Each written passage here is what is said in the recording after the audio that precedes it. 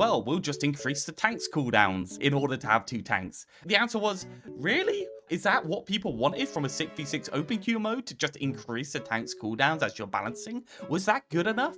Or did you just slow down the game to a ludicrous degree and make it all about denial instead of proactive plays by increasing the tank cooldown? The most passionate rant ever, whatever the f that means. Okay, Greed, go for it. Wow me. It's me, Greed here. Hello, Greed. Today, I want to talk about Overwatch Classic, how it disappeared, and how, well, I'll get into it. But basically, yesterday of this to upload, I believe, Classic disappeared. It's gone. It's not in the game anymore. You can no longer play the 2020 patch. Rip. During the duration of the Overwatch Classic 2020 patch, it is the only game mode I played for its entire duration. After having played it its entire duration, I had gotten pretty used to Classic, okay?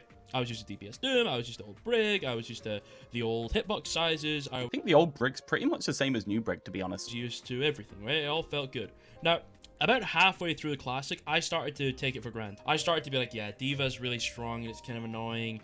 Oh, is this how Doomfist really... To be clear, D.Va is also really oppressive in the 6v6 open queue at the moment. D.Va controls so much space. Try playing a DPS with D.Va on the map. She just fucking Mac 10s at you, instantly deletes you with micros. It's crazy powerful. Used to be, I can't believe I used to play this with Doomfist being like this. This is bad. And it got to the point where at the end of it, I was actually kind of bad-mouthing the patch a little bit. Because I was like, yeah, the patch is absolutely... I agree to be the best patch ever released, but it's not that good. You know, Doom is really annoying, and I was bad-mouthing it because I got... Yeah, I agree Doom was really annoying in the patch, yeah. 100%. I was taking it for granted. I got used to it, right?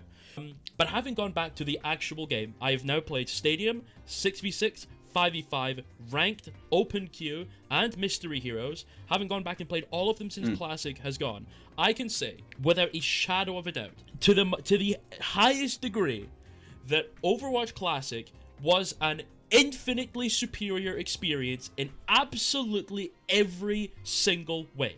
There is not a single thing about Classic that was worse than original Overwatch, other than, I will say this one thing, the fact that it actually was not fully faithful to old Overwatch, and there were bugs, like Zarya couldn't rocket jump while bubbled, Genji had camera locks, Doomfist had bugs he didn't have that made him stronger. It's really interesting saying it's better in every single way. Like, I think that the prevalence of DPS Doomfist was mainly due, and that was really annoying, and that completely ruined the fun for me, was specifically just because this is the only way you can play DPS Doomfist, right? I genuinely feel like that was a big draw of the game mode, and that's why it was so prevalent. And as we all know, things that are kind of annoying become incredibly big problems when they're really prevalent. So, like, old Brig was worse because the Shield Bash was less movement. Yeah, I think new Brig Shield Bash movement is good, but then we could talk about movement creep, right? Give me Zarya jump for bubbled again. Yeah, Bap not having his ultra wide monitor felt bad. I feel like that felt bad. I feel like Bap can be given power in different ways, and then Bap felt still reasonably AoE-ish in that mode, despite that being the patch where Bap was nerfed in.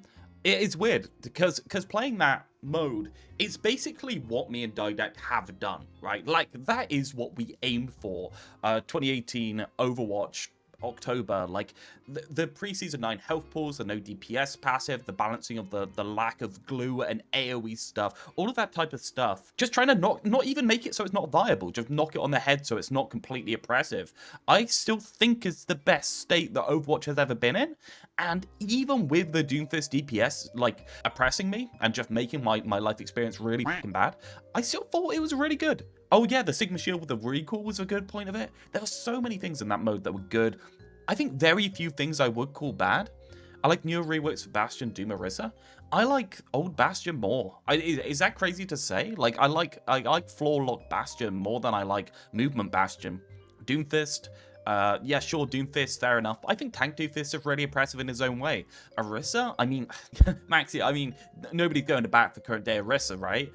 Yes, sure, old Orisa was terrible, but it's like one of those where it's like, she's not really an interactive part of the gameplay. She's not making the gameplay significantly worse.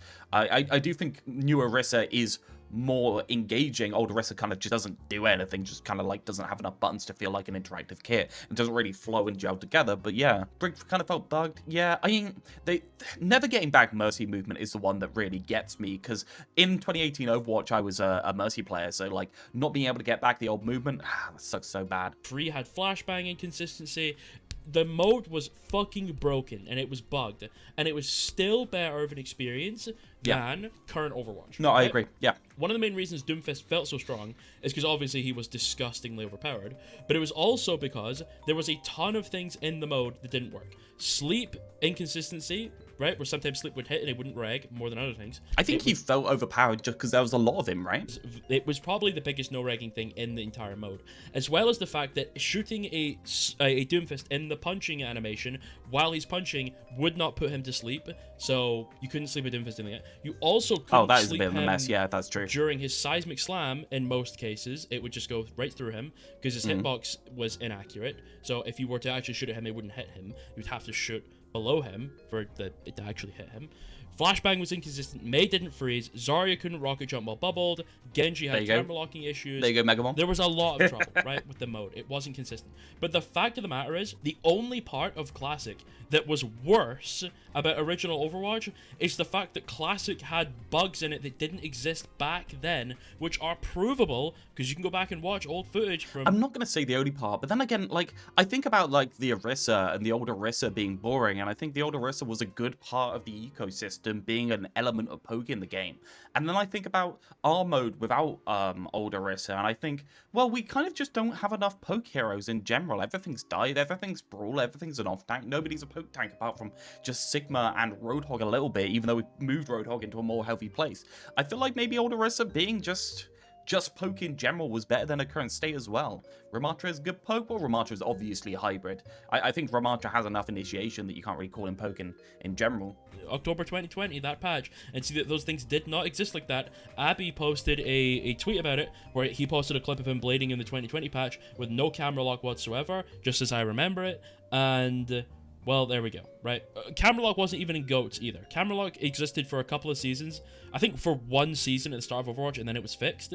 I think camera lock just feels terrible on every single hero. I don't really know why they have camera lock. Unless it's like Reaper Teleport. Reaper Teleport's one of those things where I think, you know what, maybe you could say camera lock, Reaper Teleport. Obviously, like, you're in third person, so that's not... but, like, that's the type of thing I could argue for, because if you're teleporting in, you should already know where you're going and be prepared to flick around. You're already advantaged over the person you're teleporting into because they have to hit you instantly upon you teleporting in. Like, that's the only type of thing I can argue for. Most of the classic patches, or it shouldn't have been, but it was, right? So already there we go. It was a buggy mess, and the only thing that was wrong with it was that it wasn't completely faithful to the original design, right? Isn't that great?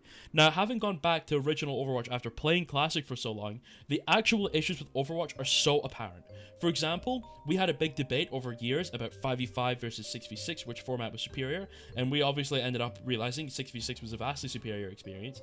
But it's not just a format issue, because yes, all of the content creators on the internet realized after years of talking about it, this thing that has always been true, that we always said was true, and they just said the opposite for no reason in particular with no evidence on their hands. Played old classic, and you played original 6v6 today in Overwatch 2, they were completely different experiences, because the way the actual core game flowed and was designed was different. Therefore, the experience does not hold up between them. If you played the old classic patch, it was very consistent. You had two tanks frontlining all the time, unless you had Ball or Hog. In those cases, those heroes would go off and do their solo play, right, which was absolutely fine. You would have your DPS typically on some sort of off angle. By the way, I'll also mention that the tank queue times in that classic patch weren't actually that bad, considering there are like barely any tanks in this mode. There were literally 8 tanks, and half the time, like, depending on your comp, a third of them weren't playable. Like, genuinely, the queue times are really good. Like, double the amount of DPS picks than tank picks. The queue times were fine with respect to that. It's so funny looking back on it, right? Generally speaking, behind the tank, playing a bit more passively because they were easier to kill, but they were playing aggressive in sense of the angles they could operate within, and so on. And the supports, because they were easier to kill, they didn't have a lot of self-healing. The only way for them to heal themselves was to use team-wide utility abilities, like, for example, Ananate to heal herself, which wasn't that useful as a self-heal. It was better off use as anti or to... By the way, I have absolutely no problem with the self-healing passive. I think the self-healing passive is universally positive for the game. If you are under enough pressure that you want to do something actively, you have to nade yourself regardless, or you can go stand by a health pack in exactly the same way as the other one. The only thing we're stopping, if we're stopping the situation where somebody just is not paying attention to you for extended periods of time, and making flanking a little bit better. Honestly, I think the self-heal is massive, like massive improvement to the game. And Rivals is really bad because of not having it. Honestly, playing DPS in that game feels a lot worse. And then on top of that, the headshot passive. I miss the headshot passive for tanks. Just having that headshot reduction doesn't reduce the damage coming into you that much, right? It does reduce the damage, don't get me wrong, but it reduces it by a little bit, and I'd be fine the same amount of total damage coming in, but in more manageable chunks for you to react to. I think that massively improves the tank experience. I don't think being shot in the head by a Hanzo and losing like 350 health in one shot feels reasonable by a tank, and I don't think a mid-rank or low-rank player actually feels like that was the thing that killed them. They just think, oh, I blew up, right? So I think the headshot passive and the self-heal passive are two things that I really miss. I really miss that in this mode. Aside from that, I can't think of anything else that I miss. But you know what? Just missing a couple of things doesn't make this mode any worse than anything else. Your tank or whatever. Therefore, it forced Ana to play more passively so that she didn't have to use nade on herself, which meant she could be less aggressive, which meant the hero felt less oppressive to play against because it was easier to force her cooldowns in scenarios where they would have been more useful to be used as a team-wide healing thing or an anti, but couldn't have been because the Ana would have died without using nade on herself. Therefore, nade and sleep were vastly less annoying to play against because you couldn't openly spam it on the enemy team all game. No, I agree with that entirely. The fact that there is no self-heal passive does make anti less oppressive because anti can't always be used in aggressive scenarios. But I would say that realistically, it's not a good gameplay experience to be spammed out and constantly having to nade yourself. I remember coaching so many people not to do that, like back in the day. Like platinum level Annas were just nading themselves like 2/3 of the time, and it was like, what are you doing? Just swap character if you have to do that. Then again, you can just manage this through other things, right? You can make it more selfish and other things like that. You can actually fix anti in other ways. You don't need anti to be... It's a difficult one because, like, if anti is used optimally, it is oppressive, right? With a little bit of attention on the support. So we really still do need to fix the hero because that oppressiveness is still going to kick in at a high level when people are using it optimally, right? It's hard. Which made a better experience. It also made she was less aggressive. She couldn't output as much damage anymore because there was less healing in the game. There was less healing passives. Therefore, the support characters actually had to play support and had to heal people instead of just being a pseudo DPS. There we go. And that already made the game... I'm going to be very specific here. The supports in this 6v6 classic mode could still DPS, and it was still good to DPS. Greed's actually wrong here. It's not that they had to support, it's the fact that they could support and get enough value by supporting to justify their existence in the game. That was the difference, right? Because the lower health pools, the lack of DPS passive meant that supporting puts out aggressive pressure on the enemy team to a greater degree than it does in the current game mode. So it was an option additionally open to support players. It's not that they have to, it's because that option was open, there was less supports constantly DPSing, therefore you felt less oppressed by the supports DPSing, right? Feel better. The structure was superior. You had supports at the back playing a lot safer to keep their utility for their team and not themselves. They're playing less aggressively because they had to spend more time actually healing. Their actual utility was a lot more consistent because there was less denial dog shit in the game. So you were actually rewarded for using your utility correctly. The DPS were incentivized to go on angles but not overextend because they didn't have mass denial, mass mobility, survivability, or sustainability to keep them alive in scenarios where they shouldn't have. Therefore, they were playing more passively, but their damage was allowed to be higher and the range was allowed to be higher because of the fact they were easier to kill, which meant it was a more skill-based and more positional-based than it is currently because there was less denial in the game and so on. From my mind, light support did miles more for DPS in this classic mode, the pre-season 9 no DPS passive mode, than it does in the current mode. Like, the fact is, DPS could do less from an angle, they had to be more conservative and careful on the angle, but if they got a little bit of support on the angle, like a Harmony Orb or Mercy, or just like any healing on that angle, like Iliari Pylon. If Iliari Pylon exists and it did half the fucking healing it does in live on 200 health pools, it would still be such a good resource to give to an angle. Such a good resource. And the tanks actually had to fear for their lives, but could output lots of frontline pressure and not immediately explode for going aggressive. Therefore, the tanks couldn't just full send every fight because they're super tanks with mass sustain abilities, like for example Junker Queen Shout that gives her speed and gives her overhealth, which enables her to run into the enemy team and spam the abilities to give her self-healing and so on. Those things didn't exist, which means if the tank was to go aggressive, it would mean that their team would have to operate within the confines of what the tank was doing, and the tank would have to operate within the confines of what the team was doing, which the team Made the game more team-based and yet also had higher solo carry potential than current Overwatch, because all of your actual... Yeah, it's so funny to me that, like, as Blizzard went on, they were like, wow, what do we do to put team play into these tank characters? And their universal answer for every single character was, well, we'll just make an ability that just heals everyone on the team. So they put Cardiac Overdrive in, they put Junkie Queen Shout in, they put Bull Giving Shields in, they put a load of stuff in that just did general stuff for the rest of the team. And I'm like, surely that's the least interesting way of making a character team-based, right? Like, the least interesting way of doing it. There's some degrees in here that we can use in order to make interesting resources to give to your team that aren't just, oh, I've got an aura and now you're taking less damage and getting healing over time.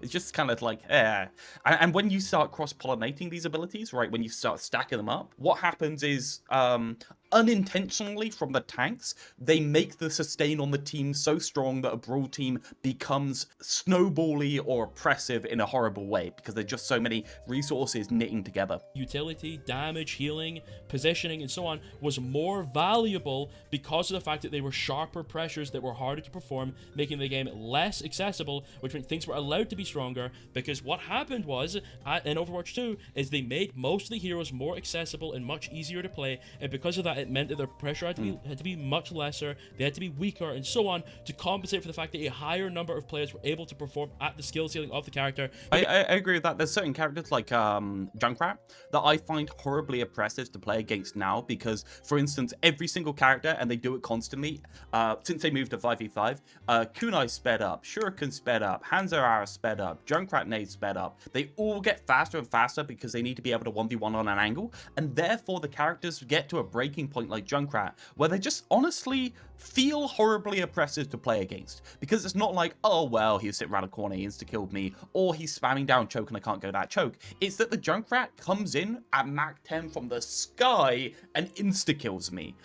Because realistically, what are they gonna, like, it's a set knockback at a 45-degree angle. All they have to do is move the camera a certain amount of distance and shoot a grenade in that. It's not even that hard to do once you're practiced at it. They've made everyone so much of a duelist and so easy to get into. It's hard. Like, there's so many characters that have just been kind of like rotted out by the 5v5 format in my mind. Because they made the character easier, therefore they had to make the character weaker, which made them boring to play against and less skill-based, and they added more dog shit abilities in the game, like giving Kree a bunch of health, making fucking over his range, giving it a bunch of power into combat roll and the flash, and so on, making Fan the Hammer stupidly strong, and so on, because these are low skill abilities. That means absolutely everyone can do it, and they took all of the skill out of the high skill abilities and took all the reward out of the high skill abilities, because when it was like that, it meant the divide between the good players and the bad players is too big. Therefore the damage reduction, Orisa, Ram, Malga, and Rush heroes in general is a huge problem and often excused because of Ananade. Otherwise these tanks die in average rank, but damage reduction just straight up counters poke by default because you strip away too much value from the poke pressure.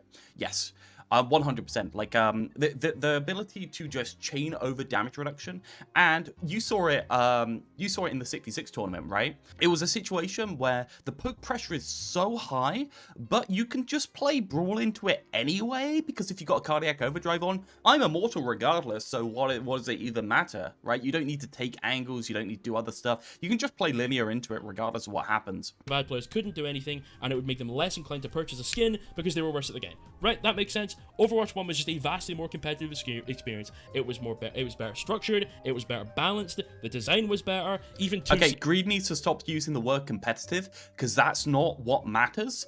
It's a worse casual experience. That's what matters. Nobody cares about competitive. You start talking about competitive, everyone's eyes glaze over and nobody wants to talk to you. That's the truth. So if Greed ever hears this, stop using competitive arguments. It just doesn't matter.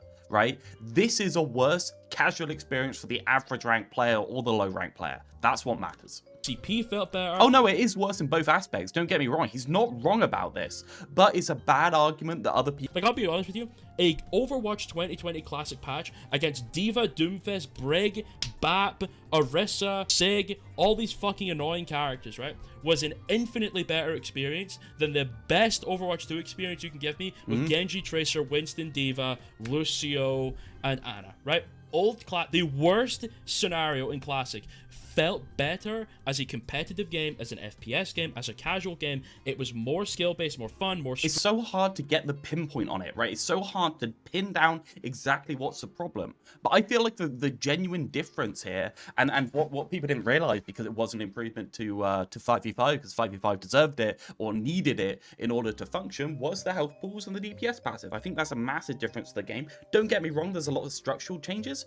I mean, for the 6v6 classic mode, they did, well, the open queue mode, what they did is they completely ruined it by just saying, well, we'll just increase the tanks cooldowns in order to have 2 tanks. And the answer was, really? Was that what we were doing? Is that what people wanted from a 6v6 open queue mode, to just increase the tanks cooldowns as you're balancing? Was that good enough? Or did you just slow down the game to a ludicrous degree and make it all about denial instead of proactive plays by increasing the tank cooldown? Genuinely, what else were you doing apart from that? I just think there's a lot of passivity engendered into people by the structure in there. So on an average game, not in a high rank game, people will just be passive and peel with that stuff. Like Cardiac, right? Why would I use Cardiac to do something aggressive if I have an advantage position in the Season 9 DPS passive world? Why would I do that? Surely I wait till the Winston jumps and press it when he gets in. Why wouldn't I? There's no reason to use it aggressively, because the cooldown's like 20 seconds, and it does a ridiculous amount. What you should do is half the efficacy so you can use it aggressively, and half the cooldown at the same time so you can use it aggressively. But no, we don't get that. What we get is, wait. Oh, they're jumping on us. I guess I'll press buttons. Structured, the value was higher, and the game was harder back then than it is today. It was a better experience in every way, and if you played the Overwatch Classic patch, you're going to be able to return to original Overwatch 2, and you're going to be able to play 5v5 or 6v6 or Stadium or whatever other mode you play, and you're going to realize, oh my goodness, what we lost is absolutely abhorrent. It is pathetically embarrassing. The devs managed to get to the point where they had Overwatch 2020 patch. They had it. They created another patch afterwards that fucked over the game massively because they do not understand the game. And then they pushed towards Overwatch 2, which added dog shit denial design, mass sustain, more AoE, less skill. It wasn't denial design. It was bad cooldown structures promoting passivity. And the 5v5 game mode in general, in my opinion, promotes passivity because the tank's health pools necessarily have to be bigger, therefore they have to use things all in one go and wait for big openings. There is no rapid up and down of the health bar. It's just like literally you use it all at once. And you only use it when the enemy team's going to die. How's Peggy doing? She's not here right now, but she's doing absolutely amazing. Yes, she was playing beautifully, running around and bopping my legs earlier.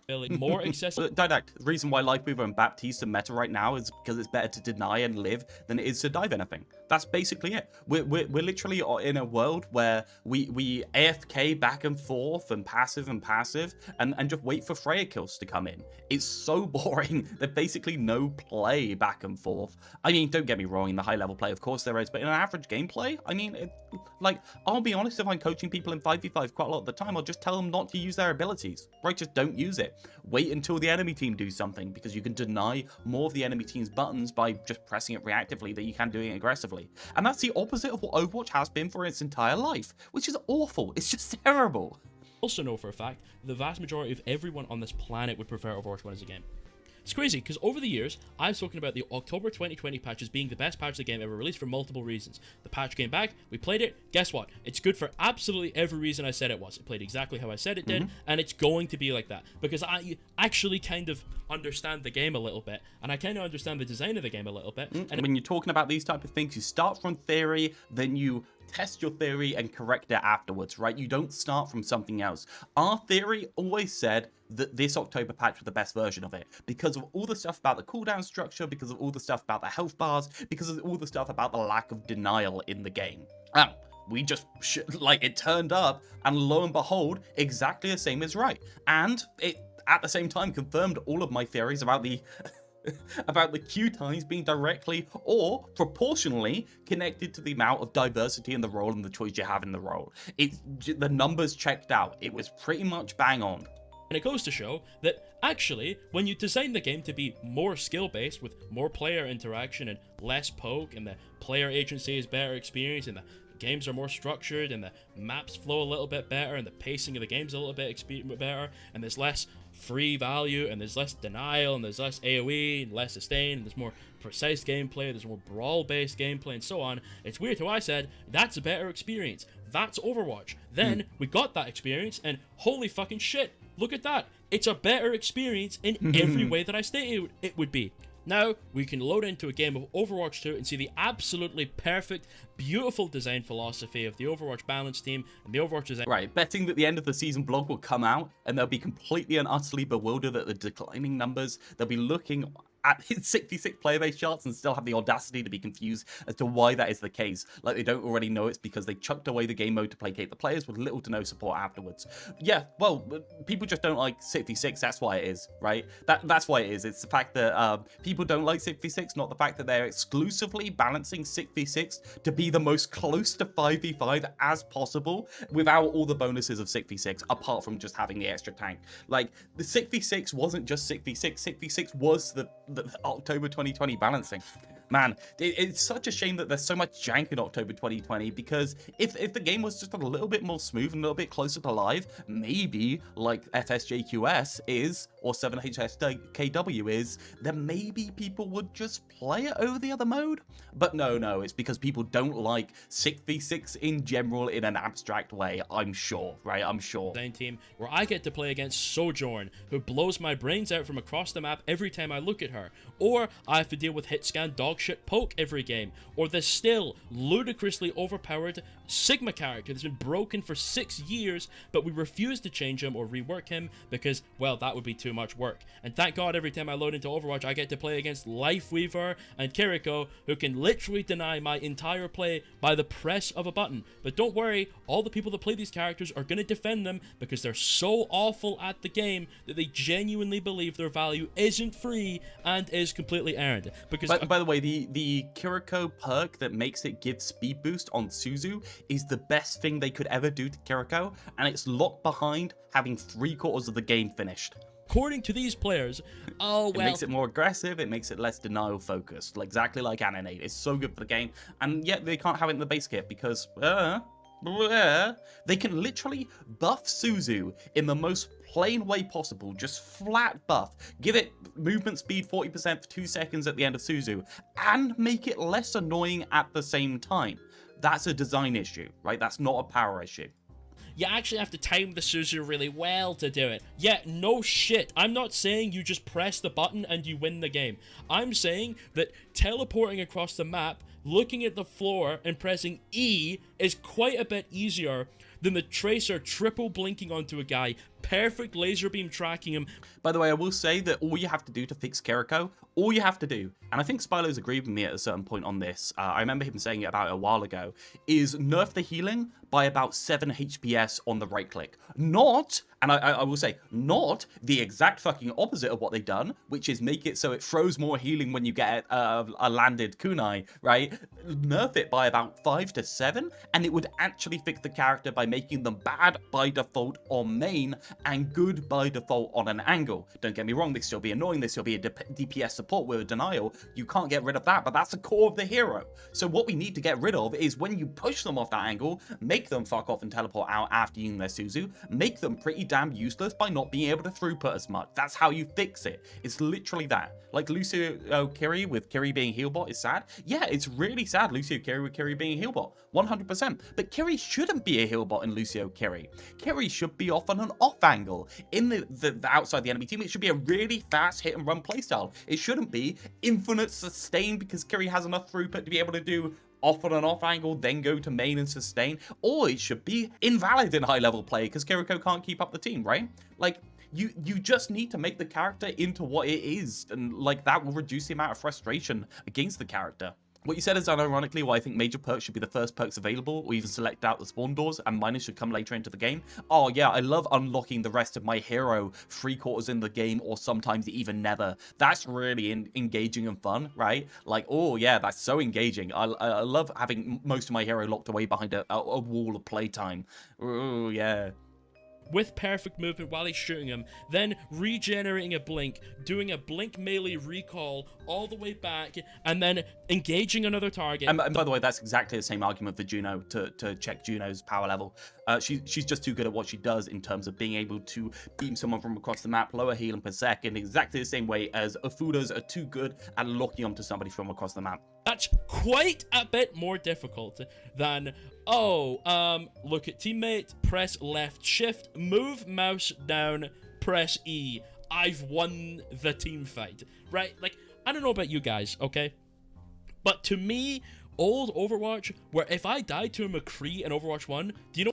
Genuinely, give Suzu 40% movement speed, major perk by default, and reduce her healing by 7 or 5 per second from like 60 to like 50, and the character would be significantly better. Significantly better. You know what I said? I said, wow, those were some nice shots, because it wasn't easy to hit them, and he was rewarded for hitting them. Do you know what I say when I play against the McCree in Overwatch 2? I say, wow, he's fucking shooting Jupiter balls at me with his egregiously fat health bar. And you're right, Meme. Give Life with a damage perk innately, 100%. There's no reason to lock that behind a playtime wall. It makes no sense whatsoever. It completely changes the playstyle of the hero in not a way that you would adapt, but in a way that actually makes the character engaging once you unlock it, right? And it's behind, like, 2/3 of the match playtime, which is just stupid. That I can't go anywhere near because there's no character in the game that can burst through it outside of the burst damage poke characters that I don't want to play. Therefore, if I go near him, his health bar is so fucking fat I'll never kill him, and he'll just press a button and I'll die immediately, and he doesn't even need to really aim all that much, because if he does, he might actually be able to kill me with his aim, other than the fact that he can just click in my general direction and I'll fall over and die if I'm on his screen. But he's not allowed to be skill-based about it, because if he shoots you from any further than like 20 meters away, then he does no fucking damage, because the skilled part of his kit is obviously bullshit, and the part of his kit that means that you literally cannot operate your crouch key is obviously fair, and definitely the part of the kit that we should incentivize players to be using more so than the skill-based part of their kit. Yes, Blizzard, let's make it more valuable to press a button than to display your skill. That is the definition of Overwatch 2, and it's why it's the shittiest FPS game I've played. See, I don't have any problem with MOBA-based gameplay. Like, I really don't. I don't have a problem with putting it all into buttons in general. Every single character, apart from maybe like 3 in Overwatch, could be non-aim based, and I'd be fine with the game. I don't think that's the core of the game. It's not the be all and end all for me. Don't get me wrong. I want there to be a massive diversity, so there needs to be characters that are mechanically skill based. But the idea and what I want is for those buttons and that gameplay to not be completely reactive, and instead be proactive and based on context, right? The only context to most of the buttons is, are they doing something to you? Okay, I guess I'll press the button to deny it. Right, that's the only context, and that's fucking boring to me. Horribly boring, right? Should I Suzu aggressively on my tanks to brawl into them? If I got a Reinhardt, should I Suzu him before he gets in? Does the enemy team have Ana, so will he get antied afterwards? Shall I actively purge a Discord, or should I wait for my Reinhardt to purge the Discord? Should I Suzu myself on an angle? Should I be on an angle doing pressure and Suzu across the map onto main? All of these can be questions if you just make Suzu give 40% movement speed for 2 seconds and make Kiriko less useful on the main angle. Like, there's a lot of choice there. But what you do is, by increasing the cooldowns and making it really, really strong and have no aggressive use cases, you reduce the amount of diversity of use cases, you squish it in, and therefore, what you're going to do? Well, they're pressing a button, I guess I'll press my button, and we're done, right? We're done with the video game. That's the extraction of skill to me. Not in terms of mechanical skill, not in terms of skill-based gameplay or aim. Long time. Rivals is garbage. That game is literal trash tier, and we are genuinely approaching the point where Marvel Rivals might actually be better than Overwatch somehow, even though Marvel Rivals is so bad. I have genuinely gotten to the point where I thought I might just go back to playing semi-pro CS again, or pro CS again, than do this. I might just give up on everything and just go play an actual game. I've genuinely considered swapping to Valorant, and that is genuinely the worst FPS game I've ever played in my entire life. But Overwatch is very quickly approaching shit tier status with its horrible design philosophy, and it feels so good after all these years to sit down and say, look at all the shit It's so hard with this, because quite a lot of these problems he's misattributing to, like, he's like 30 degrees off from the issue, right? He's so close, but then he just like veers at the last moment and it's like 30 degrees off. Talked about over the years about how this is better, this is better, this is better. Then the devs go, you know what, fine, we'll try it. They try it, and I'm completely validated because everything I said was better was absolutely better in every way. It's also so funny us going through the is Overwatch in its golden age fucking glazing recently, and like the people that actually have their finger to the pulse on the game either don't know why they don't feel good about Overwatch, or they think it's bad but not for the right reasons. It's so hard to communicate this. I'm dying again. It's so hard to communicate this because, like, even Greed, who normally has the correct answers, is more or less 30 degrees off from the actual point, which is the reason why the game's so sluggish is the ability design, but also the cooldown design, but also the bigger health bars and the DPS passive making it more sluggish. Like, it's all the things that just engender passivity that I don't like, and not just the other one. Not just the cooldowns in and of themselves. I don't hate Suzu. Suzu's fine. Suzu's absolutely fine. Suzu just need to be built in a healthy way into a kit, and I'm absolutely fine with it. I don't hate Lamp. Lamp is fine. I don't even hate Life Grip. You could definitely easily make a version of Life Weaver who would want to use the Life Grip aggressively. I know, we fucking done it. It feels really good. But instead we don't, because the default answer to something being strong is not to work it towards being more aggressive, but to increase the cooldown over and over and over, like with Freya going from 3.5 seconds to 4 seconds to 4.5 seconds. So basically what Freya's doing is always threatening you with this massive damage burst, but now they're just doing it less often, and whoa, the win rate's 50% now. Oh, yay, we fixed the character. No, you didn't. You just made her more boring. You didn't fix anything about the actual problem, which is the fact that she has this massive damage burst just in the back pocket, ejecting implied pressure over the entire battlefield at all times. Because I knew what I was talking about. Yet over all that time, people said, no, I'm shilling, or I'm just lying, or it's an agenda, it's a narrative, whatever it may be. But we have gone back, we have played the patch, and we have proven that the game was objectively a superior experience.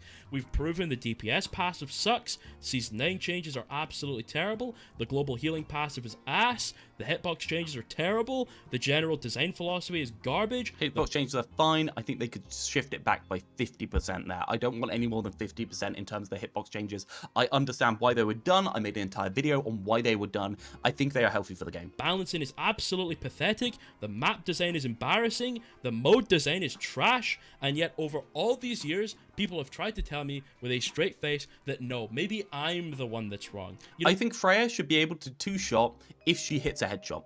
And then maybe like if she hits a body shot, hit 2 follow-up body shots as well with her primary. I think that's where Freya should be. I don't think that just being able to 2-tap body shot is healthy in any way, shape, or form for the game. I think it's awful for the game, and that's just a problem with the character, right? And sure, you can make it so they can do it less often, but they're still threatening to do it. And sure, that uptime was too high, and reducing it was probably healthy, but they're still doing the same thing. It's still just as bullshit and just as awful to play against. So you haven't actually fixed the problem. You know, maybe it's me, but here we are in 2025, where I've been talking about how trash tier this game has been getting for almost a decade. The one time they get it right, and I give them praise for it, they go ahead and get rid of the best patch they ever made for Graveyard Season for 2 years, release the shittiest game ever made, Overwatch 2. They bring back Overwatch Classic. It's as amazing as I said it would be, and yet they remove it again without word talking about how it was good. They weren't talking about the benefits of it. They didn't want to discuss any of it because they knew it was a better experience, but their egos don't let them admit it or go back and try to replicate what they actually had before. They had lightning in a bottle, and they traded all of it for ego. It is the most embarrassing gaming company I've seen in a long time. They should be so... She's such a drama queen. It's not for ego, it's for lack of knowledge on what to do, in my opinion. I don't consider it to be malice or ego in any way. I think that the Overwatch devs are very clearly listening to the player base in a way that they have, and they're communicating with the player base better than any other gaming company in existence right now. They are the best. They are the industry standards in terms of communication.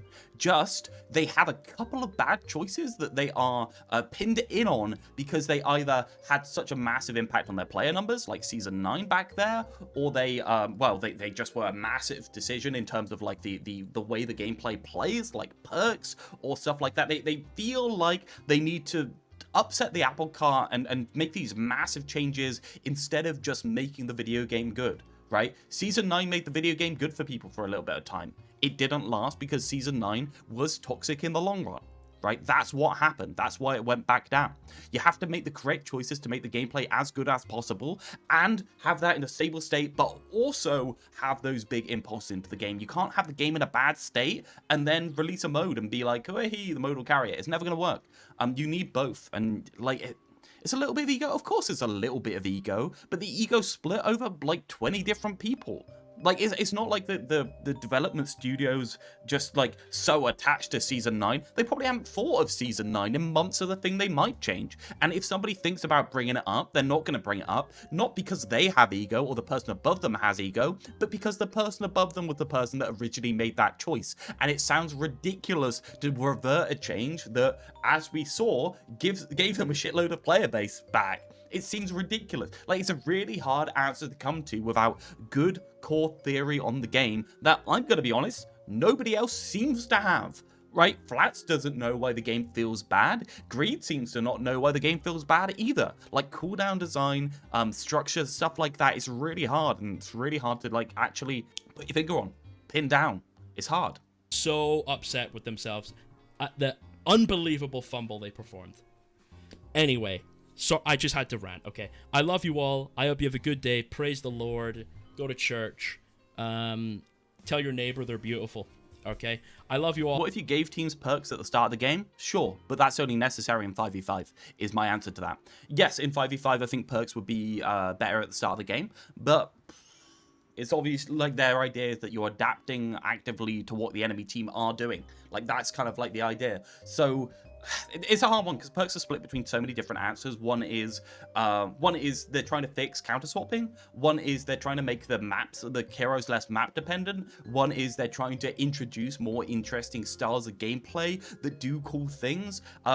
These things are kind of like mutually exclusive in my mind, and they needed to be 100% adaptation or 100% power. I think the adaptation should not have power. Otherwise, they end up just like, I don't know, it's a hard one with perks. Like, how do you adapt without the time to know what the enemy team is doing before you adapt is a question. And sure, like, they should be unlocked at the start, in my opinion. I do think they should, but then again, like, that goes against the other purpose of them, right? All have a good day, okay? Goodbye. Mwah. Okay, love you too, Greed. Mwah. Goodbye. Love you too, Greed. Stop being like 30% correct. It's very frustrating to watch. Oh, yeah, we get to play the favorite map. Hadamura. I'm going to be the annoying guy in Bastion. Asking. Time for our old Sombra. And I'll be the prick playing Brick. Last time I tried this, Reactionary told me I should probably swap because I had like 300 damage after 5 minutes. I think it's a hater, Ralph. What do you think? I mean, We're playing Dive Back Island. Let's go double bubble. Full double bubble. I mean, I'll be real here, Placid. That's you on literally any DPS, so I mean, it doesn't really make a difference, right? What? I think you're just a hater. Fredo's Diamond, he's irrelevant, unlike our Diamond Ralph. Yeah, alright. Simmer down, guys. Invis. That's where it's at, baby. Where's the DPS passive? I need my comfort blanket. Okay, guys, they will be playing double shield. I will hold right click on their Sigma, and we will win. It's just that simple. I need to do rip to kill people here. Yay! Rhymes are yeah. Thanks for the bubble. Hold up, give me a second. Take a detour. Me too. Oh. I really need this one. No problem. Ah, that's a wall. Oh shit, I'm bad. Sorry. 1 HP, literally 1 HP. I'm beating them. There are two. Our Sombra has not hacked this. Why can't I right click the enemies? Definitely feel the lack of the healing passive. Very fun, very interesting gameplay. I'm just gonna go point. I'm gonna go hack this house back over here while you guys are doing that. Maybe don't. So okay, I'll go touch for to run back a little. Whoop! Kill him! Kill him! Oh my god, that nade! That fucking nade! I hacked the right heart shield. I hacked the Sexy. right heart shield. 200 damage and I carried the fight. I can't believe we just RPG team comp builded them. Alright, let me get this. Jumping window? I actually just missed the window. No hook, no hook, no hook. Ah! I missed. I'm Alright, I'm looking. I'm a feeder. On 3, 2, 1.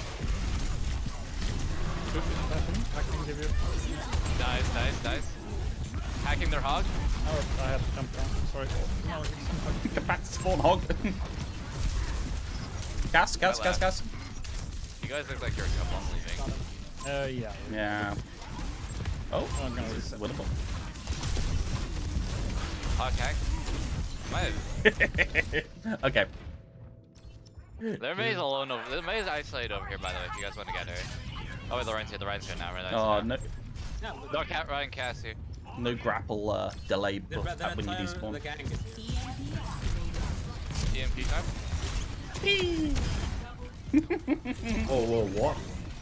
Oh, Rope plays pool sometimes. It's actually good area. Yeah, The Rough hog. gets handsome ball. That's crazy.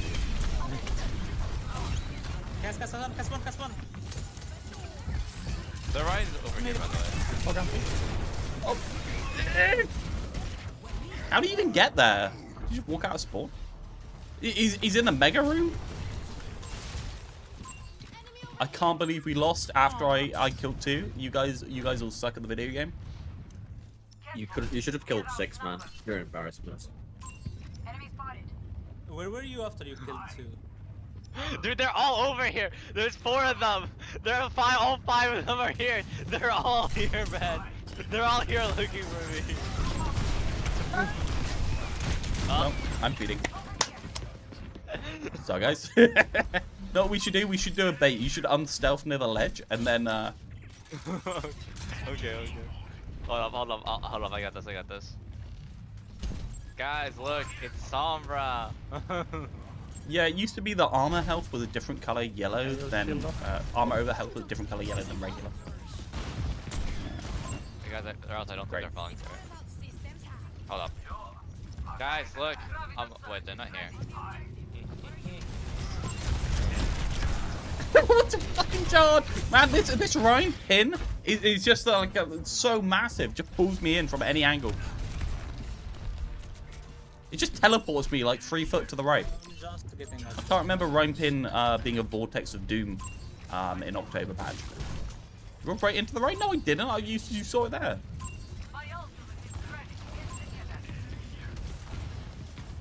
Looking at those two. The wall up. Right. May behind. Why me?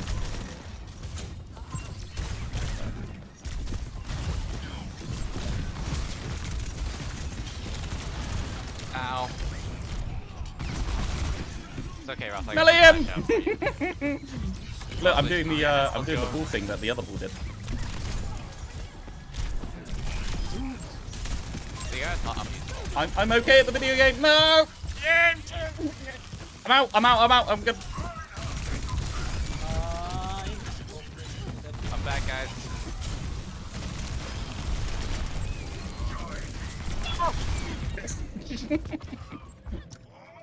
Okay, I did a fair amount there. Yeah, I'm looking at the tab screen. I'm doing okay.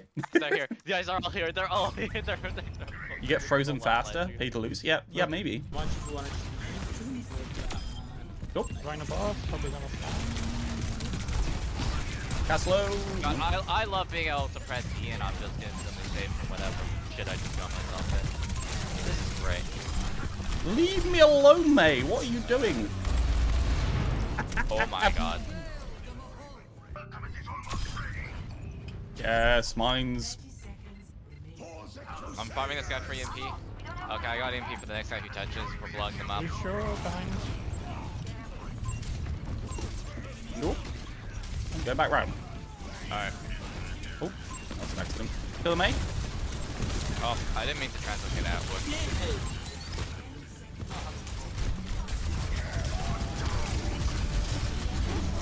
Mate. I'm being followed around by a Cass who's found the hammer and neon called out. No breather, I can't. Cass. Hog side. Some midpoint. Reloading. Ah, bummer.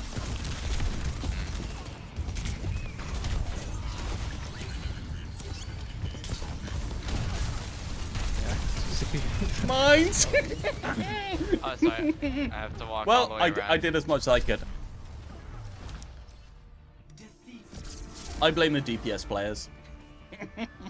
I got the EMP. You guys just Yeah, take same. kill, though. I blame my DPS players as well. I play my Brig player. She has less damage. She has than me.